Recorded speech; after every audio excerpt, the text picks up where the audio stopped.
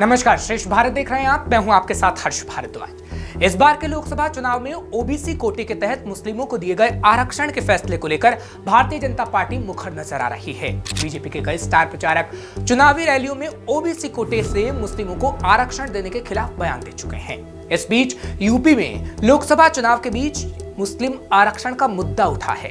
साल 2003 की अखिलेश सरकार के द्वारा पारित एक फैसले को लेकर अब सियासी हंगामा मच गया है।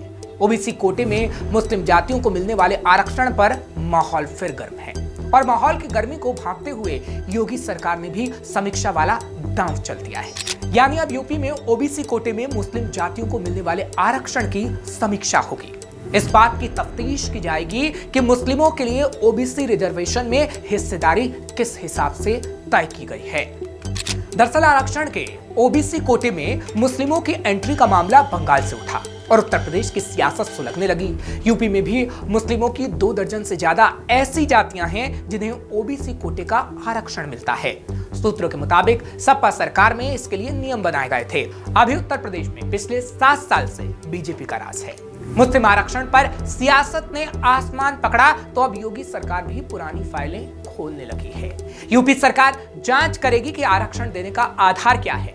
सूत्रों की माने तो अधिकारियों को निर्देश दिए गए हैं कि रिजर्वेशन की बारीकियों को देखा जाए, आरक्षण का लाभ लेने वालों की जानकारी भी जुटाई जाए, जिसके बाद सीएम योगी के सामने रिपोर्ट पेश की जाएगी।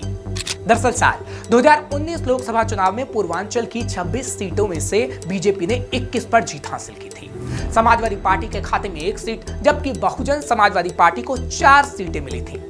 कांग्रेस पूर्वांचल में खाता भी नहीं खोल पाई थी। लिहाजा अब बीजेपी का मकसद वोटरों को एकजुट करने का है। मुस्लिम आरक्षण की जंग में अब यूपी की बाकी बची सीटों पर हिंदू एकता वाला दांव चला जा रहा है। अब इस फैसले को समाजवादी पार्टी और कांग्रेस के नेता हिंदू मुस्लिम की राजनीति के खांचे में ढालने का आरोप लगा रहे हैं। लोकसभा चुनाव के बीच इस मुद्दों को हवा देने पर विपक्ष आरोप लगा रहा है कि ऐसा पूर्वांचल की सीटों के समीकरण को साधने के लिए किया जा रहा है। फिलहाल ऐसी और खबरों के लिए आप देखते रहिए श्रेष्ठ भारत। श्रेष्ठ भारत पर खबरों से जुड़े रहने के लिए चैनल को सब्सक्राइब और लाइक करें, बेल आइकन दबाएं और देखते रहें श्रेष्ठ भारत।